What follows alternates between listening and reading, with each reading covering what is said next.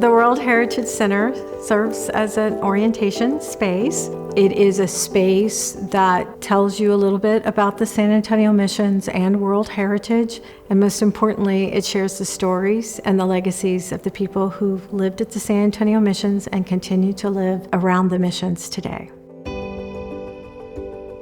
The center is unique because most UNESCO sites don't have one.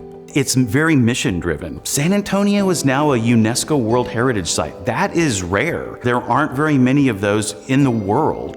It really came to be back when we first got the World Heritage Designation in 2015. We always knew it was special, but to hear it from ambassadors across the world, I knew at the time that we in San Antonio had to take the lead role in preserving this. We held a series of symposia. The first one was really about what is World Heritage, and then the second one was about what do we need to do to improve the area for our visitors. And this is when the community really said, look, we're here, improve it for us. And this was one of the projects that was put forth as part of that conversation.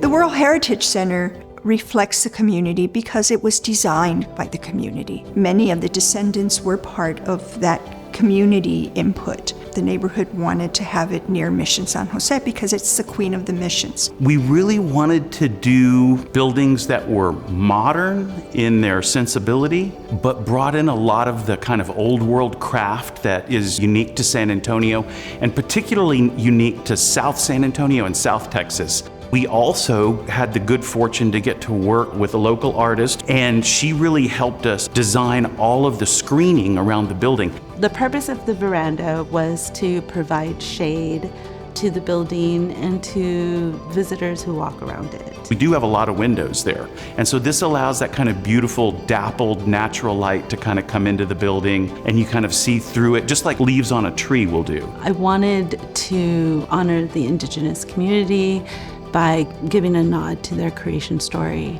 So as you're walking outside, and if you look up, you will see a water bird emerging from the springs, a nod to the creation story of the indigenous people. And on the other side, you'll see a growing nopal, which symbolizes resilience, which also gave sustenance to the peoples who decided to build a family around there. And then the repeating pattern around the veranda is inspired from the frescoes at the San Antonio Missions. They did a fabulous job with the brickwork in there. It's a local craft of South Texas and northern Mexico. Really, the entire ring that forms the public space of the building all have those bovedas. You get these kind of beautiful brick vaults that really form the ceiling of the building. One of the other things that we did was we created custom-made light fixtures. They have some affinity to the hojalata craft that's in San Antonio. So we took the pattern that they used on the original mission